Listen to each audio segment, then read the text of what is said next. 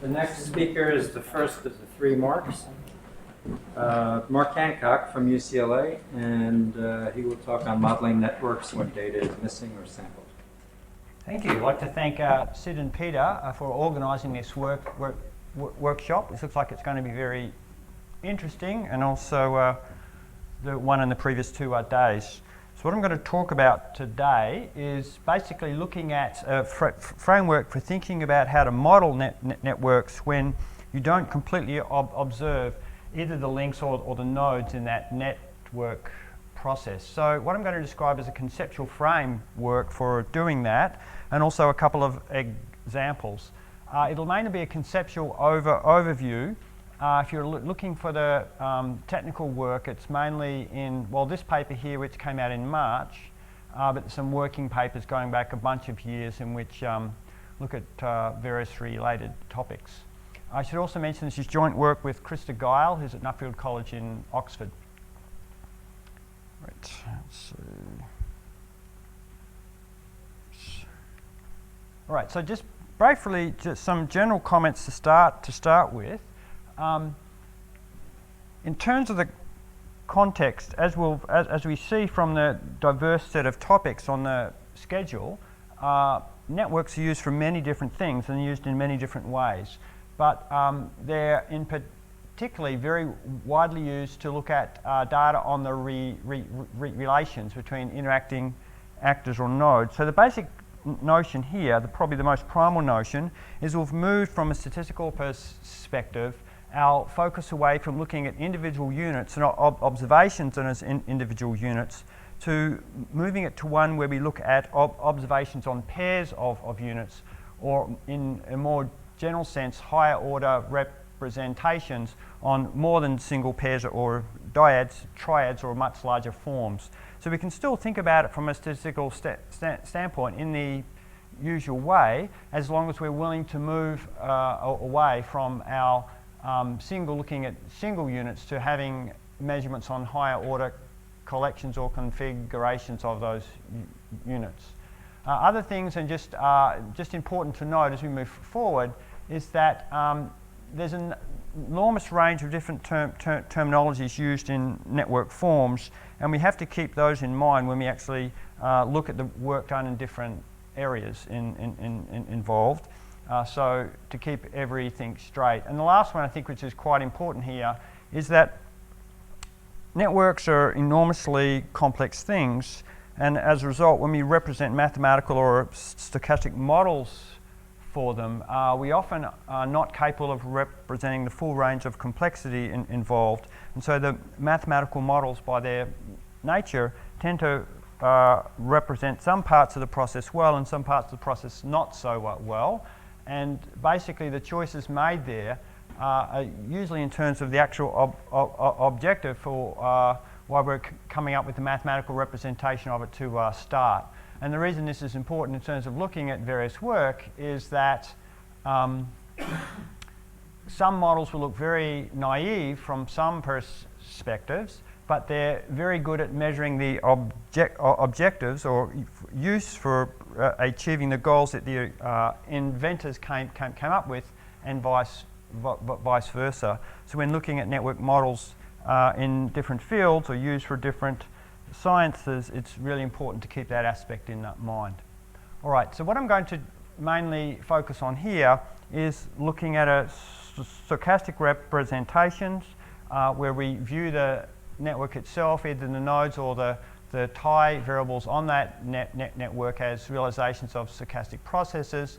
And we'll keep in mind 3 basic sources of data. The classic one, which is individual level information on the nodes. We'll mainly focus, just in terms of the intent here, on relational information on pairs.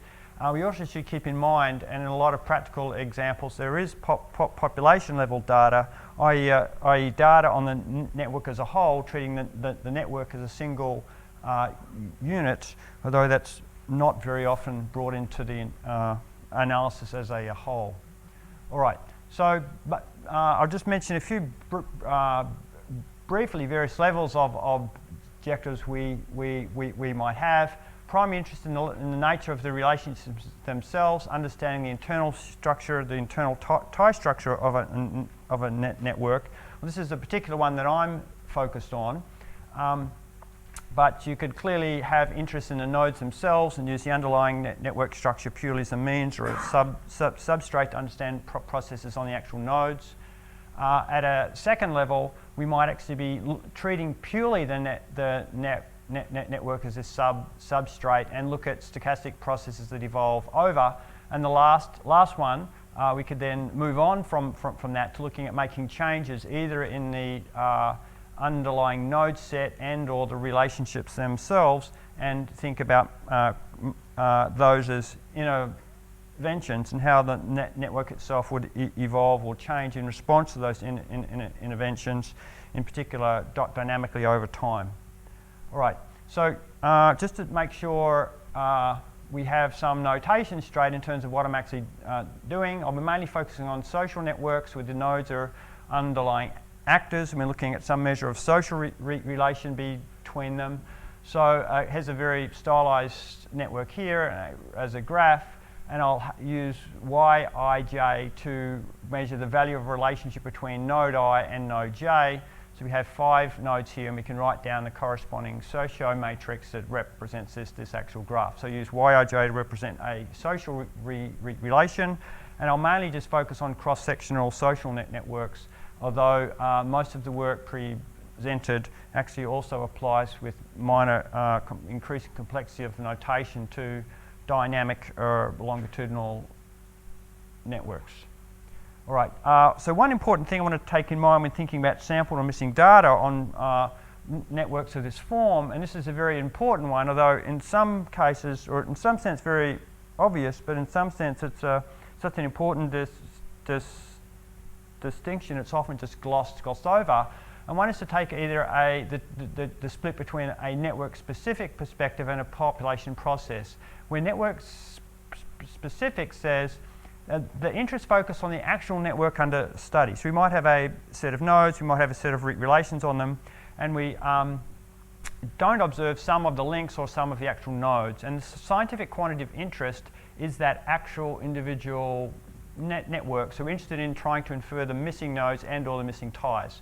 As distinct from a population process model, where we view the actual data as a realization, either the nodes or the ties, as a realization of a stochastic process. And what we're interested in is looking at the parameters of the stochastic process itself rather than the individual network, i.e. the observed data is just a realization from that process. So an easy way to look at this split is that if we observe the complete network in the first case, then we'd have the scientific object under study. Well, in the second case, we only have a single complete realization from it, so it would not tell us about the underlying social process.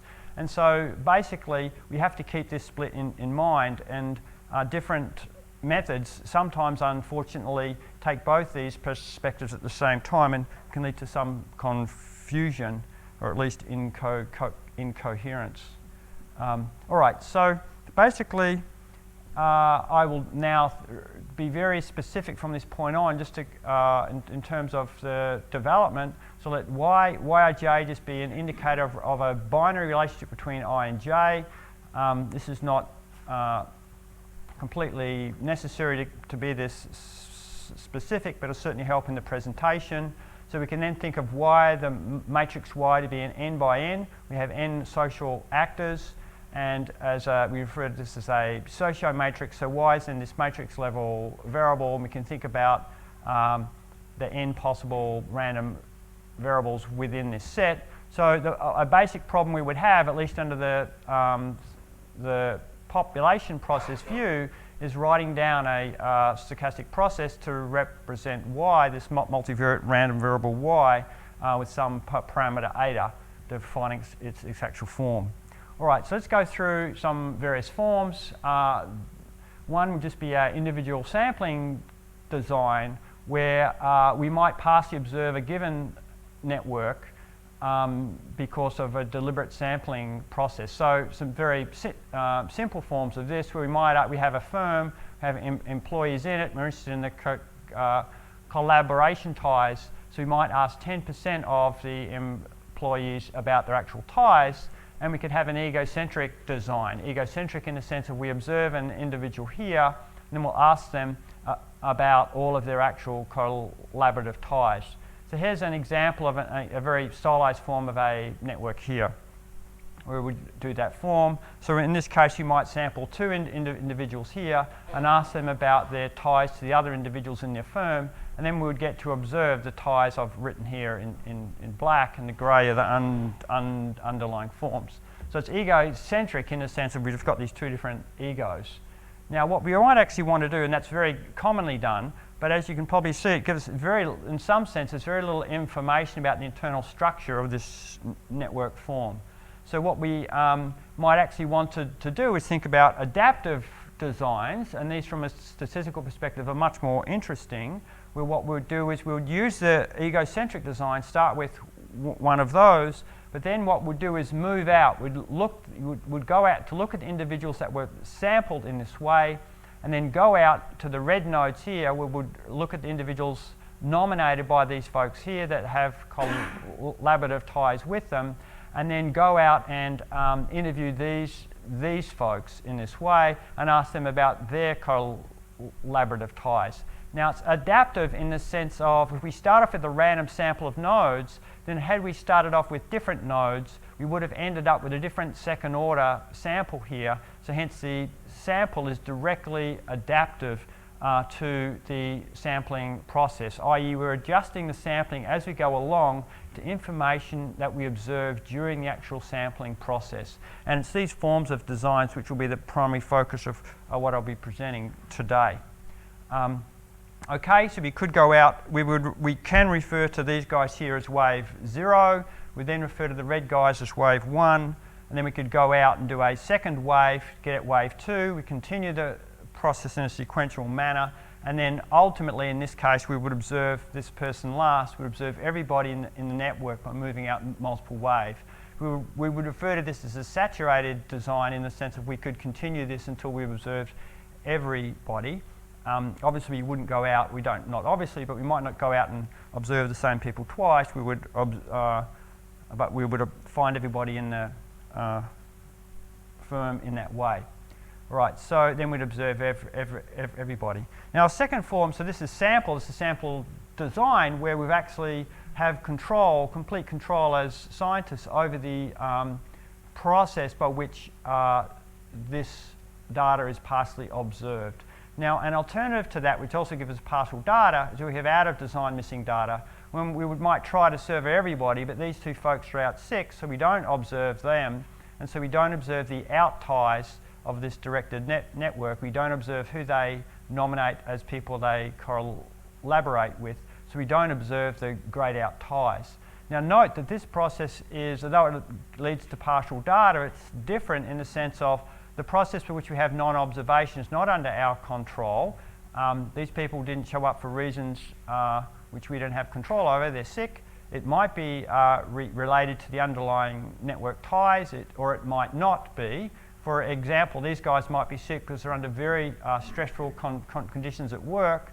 So the probability that these guys don't show up is directly related to the internal structure of the network form. And so we can't presume that they're missing it, they're just completely missing it random. In a sense, we'll be more specific about it in a minute. And the last thing, and I won't say so much more about this, so it's an important problem, is that the boundary specification problem, and the idea being is in a network form we might be moving out, say, through one of these adaptive designs and have to address issues such that who is and isn't in the network form. So in this case, we'll just go through, this is actually for the previous one, we would only observe this subnetwork of those folks who are missing, where the scientific object of study would be those two.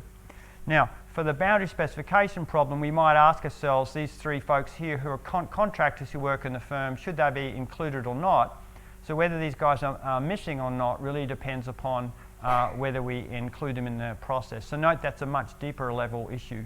I'm not going to talk so much about this because it's less of a overtly statistical issue and more of a substantive definition issue, but it clearly is important. All right, So just to say a little about the various statistical frames, you have the network-specific perspective and the population and process, fully observed data and partially observed data. Well, if we fully observe the network or in a network-specific form, we can just describe this. And this is actually one of the most common things done in the field of social network analysis, where they have, or presume in many cases, to have full observation of the network, and so they come with many descriptive measures of the internal structural form. Now, if we have full observation under the population process, this has received an enormous amount of study where we would actually write down these stochastic models and fit them in various ways. So under the partially observed form, if we are in the network-specific form, we will consider design-based inference. So the basic notion is the only source of stochasticity in this case, or at least in a stylized form of it, is coming through the actual design process of partial observation, i.e. which links and ties and nodes you observe or not. So as a result, we need to do inference, or it's natural to do inference based on the stochastic mechanism of observation, so-called design-based inference. Now, if we're in the population process view, we have two levels. We have the sampling process, the design itself as we have here, but we also have the underlying stochastic process for which the network itself is formed. So we have two distinct forms of stochasticity, and we'd probably want to take both of those into account. This is a very primal point in terms of what I'm doing. It's a very natural one, but it's very important to keep in mind. Under design-based inference or under a network-specific approach, you have the sampling design only. Under the population process approach, you have two quite distinct forms that you want to take into account. In fact, you need to take into account in the process. Now, you don't need to do a likelihood-based inference here. I'll be focusing on likelihood-based inference, I think mainly because it gives us a coherent conceptual frame in which to understand most forms of inference on networks. We may or may not choose to do it in practice depending on the complexities involved, but it's certainly enormously helpful in terms of thinking about what the right way to do it is. All right, so let me talk a little about design-based inference, because in many ways it goes back to our introductory classes in statistics, but it's much less popular to think about it these days, so it's worthwhile just to reprise what we've learnt in our intro classes. So basic questions that we might deal with in terms of design-based inference: what proportion of social contacts of unemployed residents of London are with other unemployed residents, or average donation size to political candidates? Now, these are both finite network form. London's big, but still finite. So we might think of, if we observed everybody in London, we could just compute these numbers, but we actually don't. We observe them through a survey process. So our approach could be to make probability statements about these, and then weight each observation by the inverse probability of being sampled, i.e. we have control over the observation process. From that, we can compute the probabilities of being in the sample or not for each of the individuals we observe here. And then under the design-based inference approach, the classic thing to do would be a Horvitz-Thompson estimator, where we'll weight each of the observations in the sample with inverse probability of being sampled to come up with an estimator of the population quantities. Now, the big advantage of this is that it requires no assumptions about network structure itself, that it works independent of whatever mechanism led to the construction of the network form, because it doesn't use that anywhere in the inferential process. This is enormously helpful.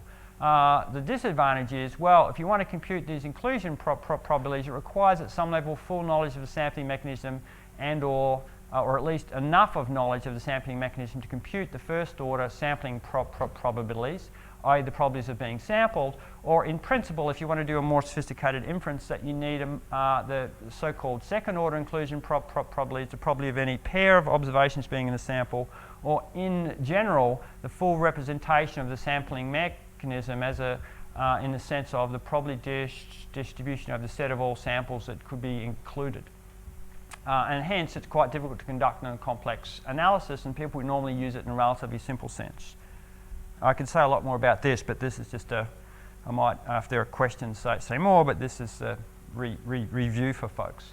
Okay, now, to give an example of that, if we have, in terms of the couple of sampling designs, egocentric designs where you observe just a wave 0 Under the adaptive designs, if you decide to take one wave only, or if you take k waves, where you go through where k is greater than 1, you take wave 0, wave 1, and then up to k, and then saturated, we observe everybody in the network, assuming that the network has got only one component in it.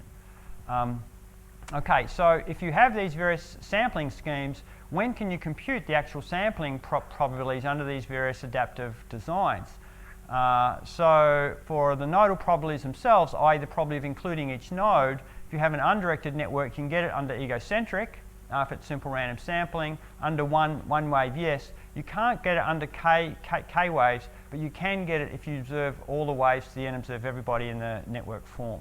And in fact, in the directed case, it's even harder. You can only get it under the egocentric and the 1 and k waves forms you're missing.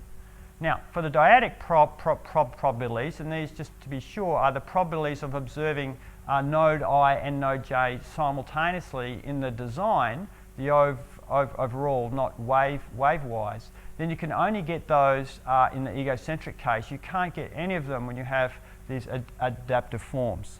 So basically, if you're interested in design-based inference, you're pretty much out of luck when you try to use these more complex designs, except under special circumstances.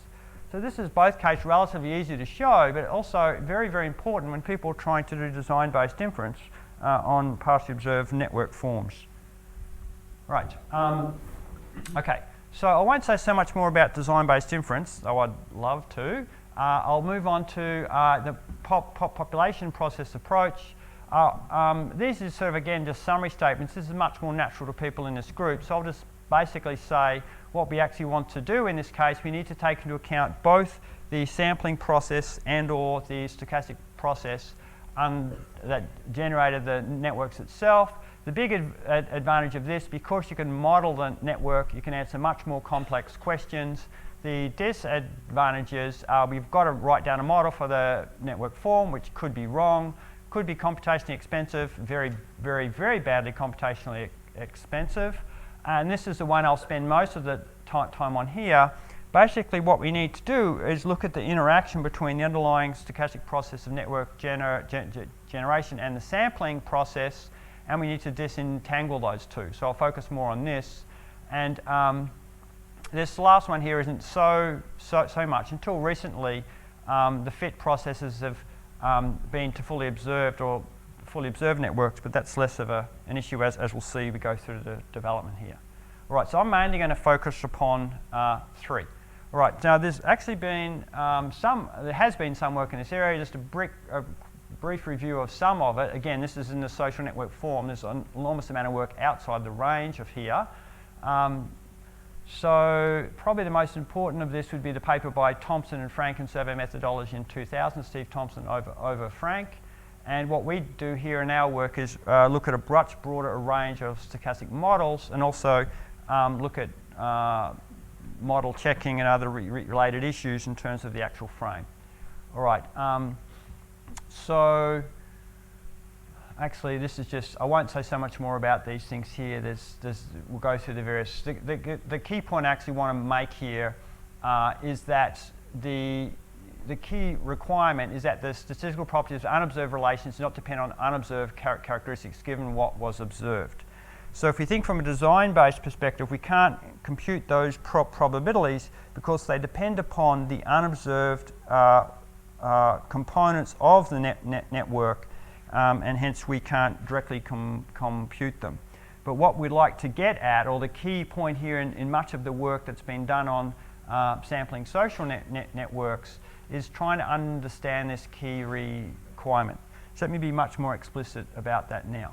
So we'll consider 2 types of data. The observed relationships I'll represent by y-obs, and the sampling indicators I'll represent by d. So this is just looking at all of the actual individual ties. And so this is D is a matrix, Dij, where Dij equals 1 if the underlying tie is observed and 0 if it's not. So then we can write down the likelihood for based on the observed data here, which is both the observed ties and the indicators, most importantly, of whether the units are sampled or not, given two parameters here. Eta, which is the underlying parameter of the stochastic process y, and then psi here, which is the underlying parameter in the design. Now, often the design doesn't have any parameters in it, but it's very important to recognize the sampling process itself might have a design parameter. We need to take that into account. So then, just in a very formal sense, so this is very instructive, we can write down this likelihood here in terms of the sum over the unobserved ties. So hence we write down this complete probability distribution here, and then just break it down into two components. Now, while this is simple, it's constructive in the sense that we have the underlying stochastic process here for a complete network. We have the observed and unobserved components, depends on parameter eta, and here we have the design process. This is just the probability of observing an individual sample given the unobserved components and the observed and unobserved components of the network. The idea here is that if we know the full underlying network of relations and know the sampling parameter, then this is just a model for the design mechanism itself, the primary representative of the design mechanism, and this is a primary process that has the individual formed. And so in general, all we really need to do is sum over these unobserved processes here. All right, so the key question is, when can we so-called ignore the sampling process and deal with just the observed data likelihood, which is the second term. So let me just be very explicit about that. We'll call a sampling design, the underlying stochastic process, adaptive if the following is true. If the probability of observing a given set of dyads D, given the full network, the observed and the missing or unobserved components, and psi is just equal to the same probability unconditional upon the missing components. So very explicitly, this just says that the design mechanism, the sampling mechanism, doesn't depend upon the missing components, conditional on the observed. Now, if we think about those adaptive designs, it's very important that this is conditional on the observed here, because in the adaptive designs, we're making choices about waves given the previously observed components. So unconditionally, this isn't true, but for adaptive designs, it's much more likely to be true. I'll be more explicit in a minute that this is true. So note, we can use information that we actually observe in understanding the design-based mechanism. And note, this needs to be true for all of the possible underlying networks Y, the complete networks Y, although this can be weakened, and I'll make comments about that if there's time. So basically the idea is we can use information in the sampling process during what we've observed to understand the design process, and it's an adaptive design.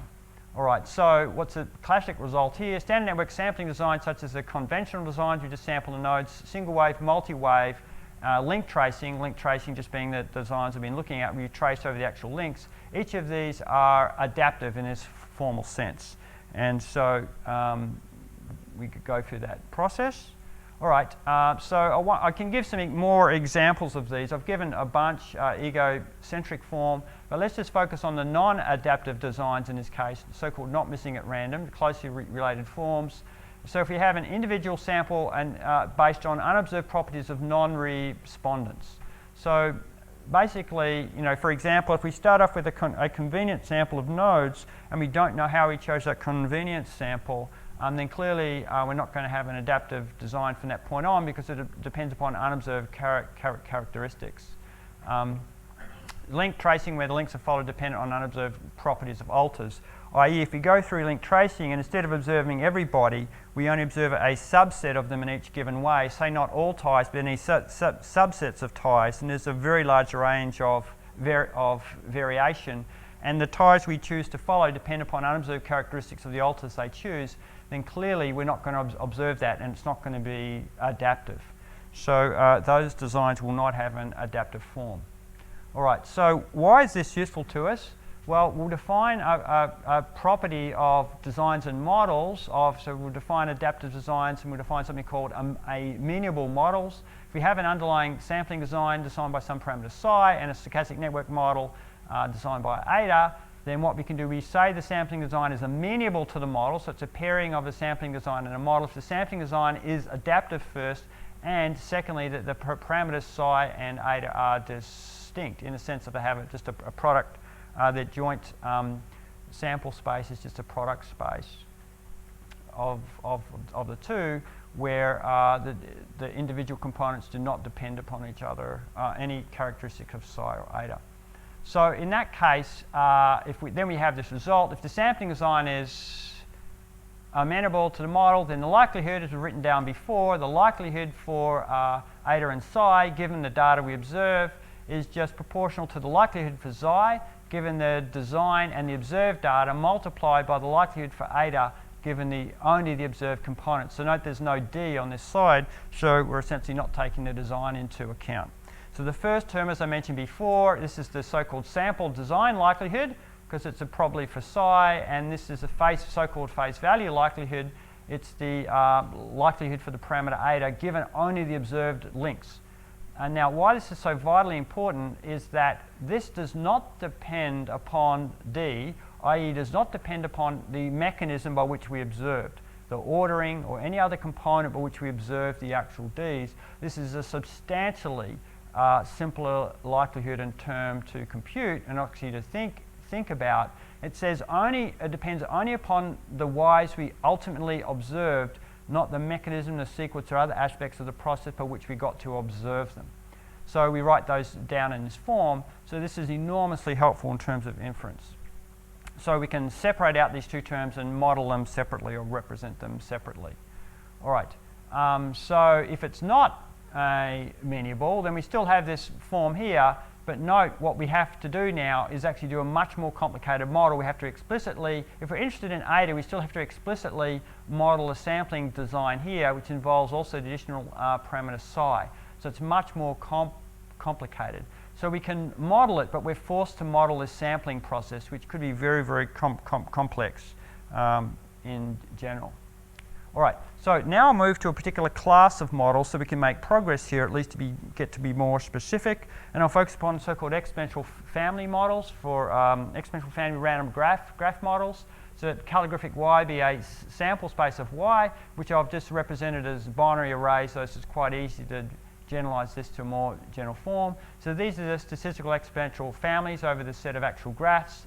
So we'll write down a model for the probability distribution over y, which is just e to the inner product of eta by g of y, where these g of y's are just a set of statistics, and this is just a normalizing constant here. So we note that g of y is jointly sufficient for the model. So in essence, all we're doing is writing down this large multivariate distribution, representing it by a very small set of sufficient statistics. Now clearly this is not so simple because we're going to have a strongly dependent structure of these g's, which is both its great value but also adds enormous amount of complexity to the process. But in general we'll reduce this very complex thing to a relatively simple thing, which is either good or bad depending on the outcome. Okay, so this has been received in larger work, but statistical exponential families go back a very long period of time. So eta here is just the natural parameters exponential family. We can think about this can be a very, very complex model, and this is just a normalizing constant, which is explicitly the sum, the log of the sum over the set of possible graphs of the numerator here. Okay, so very simple forms of these. Renier model, if the yj's are independent and equally likely, and eta's are log odds of a tie, then we can easily see that we can write down this the joint probability of the network, which is e to the eta by the sum over the ties here. So this is just the number of ties, and the normalizing constant has a very simple form. So note this is an exponential family form with a single network statistic being the sum of the ties, and we've got one parameter eta here in very simple form. So Renier model, and it's very easy to think about still keeping the yj's independent of each other, but having depending on some dyadic level covariates x. So we can write that down. Suppose these are just there are k dyadic level covariates. These are each matrices. You have k different matrices of covariates on the dyads. Of course, could be the simple case covariates on the nodes, but the dyads is sort of just a slightly more general form. So we can write this down here as just again e to the inner product here of eta parameters eta 1 through k multiplied by this form, and so on. And it's not so hard to see, and we look at this directly. We can write down the g's as just the cross products here and the normalizing constant. But we can easily see here that we have this form here where we can write down the log of the joint probabilities of any individual tie of this form. So in essence here we've just got logistic regression. So these are interesting in the sense that they're independent, which makes life a lot easier for us. But of course the independence is its weakness of this model. So to move away from that, we would have the various model forms of dependence. I'll mention one, which is this the so-called Markovian model, which is developed by Frankenstrauss in a seminal paper in the 80s. And basically their argument was, well, we consider forms of Markovian type dependencies of these forms, and we'll say an individual dyad in the graph which don't share an actor, i.e. we have two different dyads and they're not incident on the same nodes, then we'll say they're conditionally independent given the rest of the network beyond those two different dyads. So this is clearly just a direct analogy to nearest neighbour ideas in spatial modelling, lattice space models and other forms like that, spatial point processes. But the basic notion is it has the appealing notion that if you don't share a node then you have independence. And they showed that if you work through this, that you can represent under homogeneity conditions, you can represent all of the possible models of this form as functions of just a degree distribution, that is just proportion of actors of each degree k, i.e. degree just being number of nodes, and number of so-called triangles, just a proportion of triads that are complete subgraph in Y. So we have the triangles here in these various degree forms.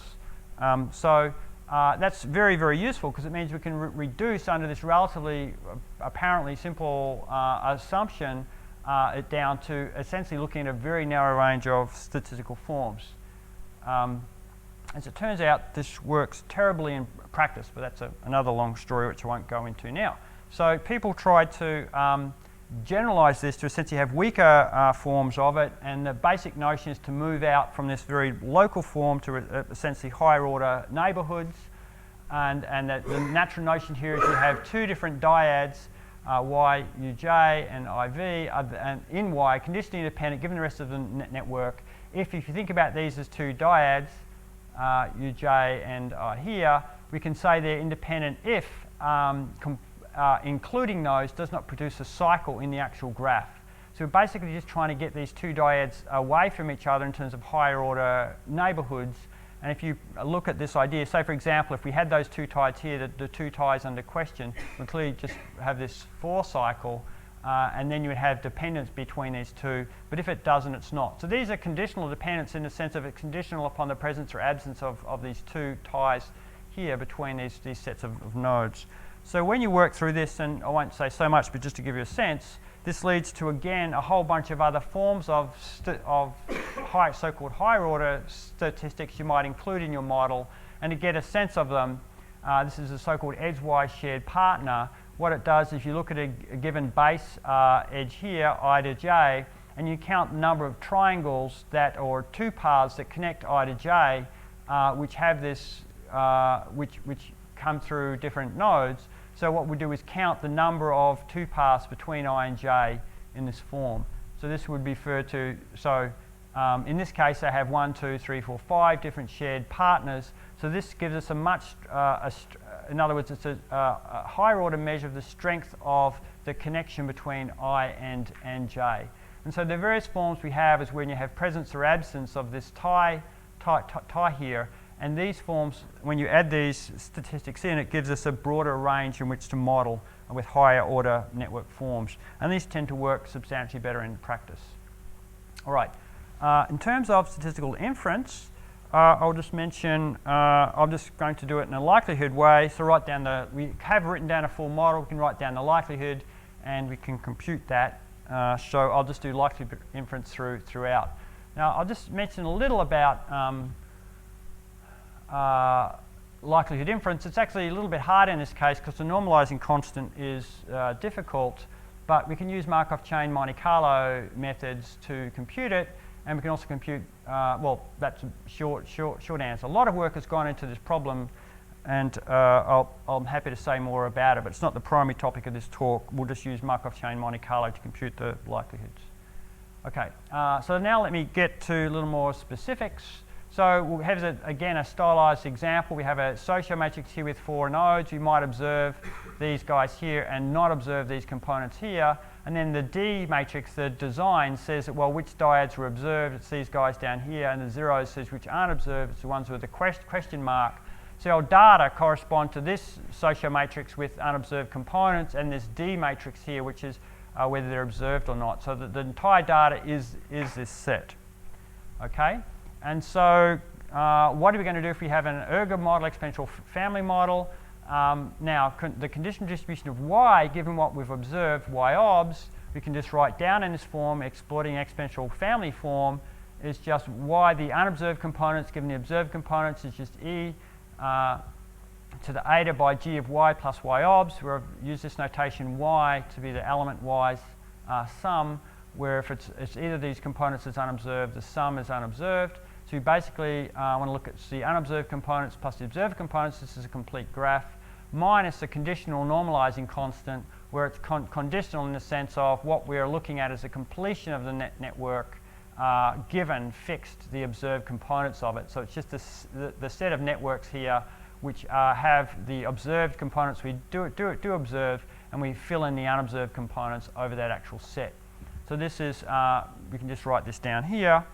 And then we now, to compute the likelihood in this case, the likelihood for the observed component is then we can write down in this sense. And note that it's just a difference of the normalizing constants. The conditional normalizing constant here, and this is the unconditional normalizing constant eta. We had to compute this in the complete case. And in this case, we now can compute it by essentially conditioning on the observed components. Now, we already know how to solve this using the standard methods. The second one is, in essence, using the same method, but we just can condition on networks where we keep y-obs fixed, and then we look at compute this normalizing constant here in the same way. So basically, doing the partially observed data, assuming you've got an amenable model, is not that much harder than doing the unobserved one. In fact, you can use exactly the same code and just run this twice. And this is available in the StatNet package, which is a R package, which is on CRAN. It's been available for a bunch of time that does these computations on both complete networks and partially observed network forms. Okay, so that's what we did here. So I'd now like to give 2 examples, or 2 instances, one with missing data and one with sampled data. So the missing data example will be on the adolescent health survey, the famous adolescent health survey. And this is a set of about 160, depends how you count them, schools in the United States where they were gone out and surveyed, and they asked many things of them, but one of the things they did ask was about their friendship networks.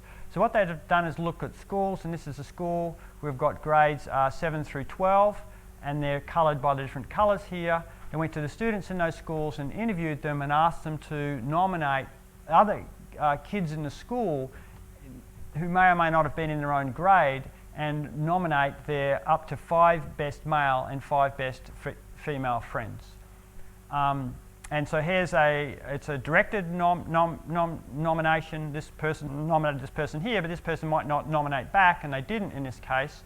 And so we can see the actual forms. And here's a very simple one where we have 89 students. Now, unfortunately, in the real world, not everyone filled out the survey. It's sort of obvious to say it in one sense, but very little taken into account. So even though we have 89 students, we only had the return from 70 students. So these were the unobserved ties. If you go back to take a look, this is a full network. These are the unobserved ties because these guys, well, we know these are the ties we observed that went into the unobserved folks. So we have these directed versions of the ties, but in essence, if we considered only the network of ties within the subset of 70 students we observe, we observe a substantially smaller network than what we actually have. Now, however, it's just worthwhile to note that it's extremely rare. Adolescent health has been analysed for a long time. This data came out in the early 90s. Been observed a long time, and what people do is always reduce it down to the set of students, the 70, in this case, 70 set of students who actually completed the survey, so they only look at the network, the subnetwork, the subgraph of observed points, which is substantially different than the complete set. and more to the point, and this is probably the single key point of the talk, or there's 2 or 3, the scientific objective of interest is this complete network, or the complete form, not the subgroup of 70. Because the subgroup of 70 is purely induced by the actual sampling process, which is auxiliary to what we're primarily interested in, which is the social structure in this case amongst these high school kids. All right, so vast majority of people just ignore that and just go on and analyse the sampled networks, which can be catastrophic in many cases. All right, so what do we actually do in this case? Well, let's move ahead and say, well, do friendships form in an egalitarian or hierarchical manner? That would be, there are many, many questions here. This is one I'll just focus on for this example. What about the structure of the friendships? What can we actually say under this partial observation due to this missing data? So methodologically, do we have an amenable model or not? So basically what we're saying is there's a probability of observing individual ties. The underlying sampling mechanism, is it only dependent upon the observed or not? Now in this case, it's really going to depend upon why people didn't fill out the survey or not. Now note, this is probably the second most important point, it's not whether they randomly or not decided to fill out the survey. Most importantly, it's conditional upon what we do observe about them and the people who nominate them, and there are the nodal characteristics, whether this property is true, which is a much weaker assumption than whether they just showed up or not, whether they decided to show up to school or not. We have nodal characteristics on them through an in-home survey. We also have information on them through their nominations of other folks. So even though they didn't fill out the survey, other kids in the school filled out the survey and nominated them in general. So note, this is a very different thing, and it's very important to make that adjustment. So does the observed status depend upon unobserved characteristics or not? In this case, we're actually going to move ahead and say it doesn't. I'll come back to this during question time. It's partially for the example, but partially because this is a very deep question. So we'll actually presume from this point for the example that that's true. So let's look at the structure of the data to make sure we have it straight. We have up to 5 female and male friends, 89 students in the school. That's a complete socio matrix here. The 70 we'll put in this top block here. These are the respondents listed as nodes here. These are the non-respondents, and we note it's a directed nomination matrix. So for the respondents, we note that they nominated other respondents, but we also observe the nominations of the respondents to the non-respondents because they were in the frame. So we observe the group in white. What we don't observe is the group in black here, the non-respondents nominations to respondents, and also of course the non-respondents nominations to the non-respondents. So observe the top 2 blocks, but not the bottom two blocks here. And that's what we're doing inference over. So we then apply the machinery I just went through previously in this case. So we fit an ergo model to the partially observed data, these first 2 blocks here. And the model is sort of it's a number of models we actually fit in a more broader study. But in essence, I'll say a little about that. We have, again, we can put in a bunch of network statistics. We'll have terms represent the density, overall rate of ties, just the sum of the ties, whether they're reciprocal or not. If I nominate you as a friend, you nominate me as a friend, the counts of that case, the counts of the number of nominations. Note, and again, should be clear, but it's fundamental, so it's important to keep straight. These are properties of the complete network, not the sampled subset that we're working over. These are complete network statistics, which is more easy to think about and to compute. Okay, we also have popularity by grade. In different grades, you might nominate different numbers of students. We could nominate up to 5, but different grades might nominate different numbers. What about breaking it down by sex? We have sex and grade of the students, and we could have age-sex mixing, i.e. when you nominate friends, that's broken down both by the grade of yourself and the other individuals, but also by the sex of them, and so on. Now the 2 terms I really want to focus on here, the propensity for ties within sex and grade to be transitive or hierarchical or be cyclical. So you break this down by the sex and grade. And what these 2 things are, if you haven't seen them before, if we think about a triad, a set of three nodes here, we say this is a transitive triad if this individual here nominates this person as a friend, and they nominate this person as a friend, and this person here nominates that person. So it's just a presence or absence. It's only these three ties we're focusing on this point. It's how many times we see a nomination like this, this, and this to nominate this person. As distinct from a cyclical triad in this count, where we have the same three nodes here, where this person nominates this person as a friend, this person nominates this person, and in this, as it forms a cycle, this person rebacks here in this form. So what we're going to do is count these guys, the number of transitive triads and the number of cyclical triads. So note, in some sense, a transitive triad is evidence of a hierarchical structure of friendship relations in a network, where a cyclical will tend to be a measure of much more egalitarian friendship forms. Now note, this is a high school, and for those of you who've been to high school, you remember there's some tendency for these relationships to be hierarchical and or not. But so basically, this is not a crazy hypothesis to entertain in this case. Oh, okay. Okay, great. So I'll just finish this example off here. Okay.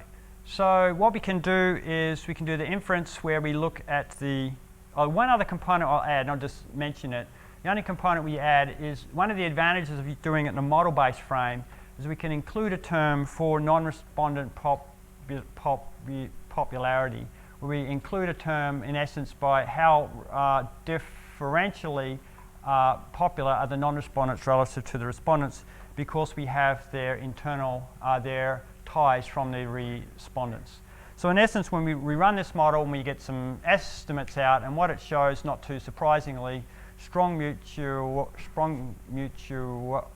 mutuality, and we have a very strong evidence of a hierarchy in this form. So basically what we find from that is that even with partially observed data, taking that into account, we have very strong hierarchy within this network. And that doesn't appear to be the case when you don't take the partially observed data into account. Now I have another example of sampling, which I won't go through, which is in the paper. But just to finish here in terms of the discussion as a whole for the missing data form. So we've got a challenge. We only observe a partially observed form. In the model-based way, we actually can use that information to do inference, in particular likelihood-based inference in this way. And the work in the paper goes through and looks at much more complicated forms of missingness than we've considered here, but it's the basic form.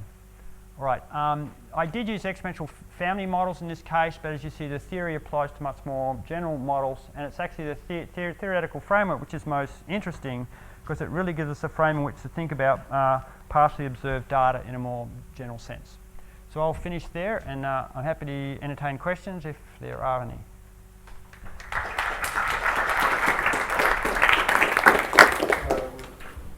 Running a little late, but anybody have a short question? Do you have any sense or any way of quantifying how much missingness you can tolerate and still get sort of consistent estimators and things like that?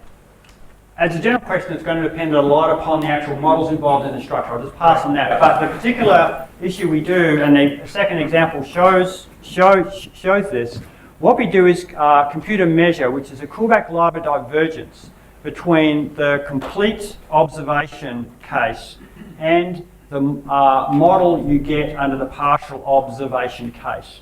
So Kullback-Leibler, so you look at the Kullback, keep in mind there are two probability distributions, so you can look at the Kullback-Leibler divergence between them, and that's an information theoretic measure of the information loss induced by the partial sampling. The second example, which is in the paper, goes through and does exactly that. And the single most important outcome of that is even with sample designs with the same amount of the same number of nodes in them, we're using the same sampling design, there's an enormous amount of variation in the amount of information you collect in the adaptive designs. Because the adaptive design depends a lot upon what you observe initially, you can easily get into very information-rich parts of the network and partial observation, and suddenly you get enormous amount more information about the parameters of interest from it. But I found the Kullback library divergence scores a very nice way to do it because they work very well within the likelihood frame on which the entire process is based. Okay, we'll take a break now and have coffee and reconvene at 11. So.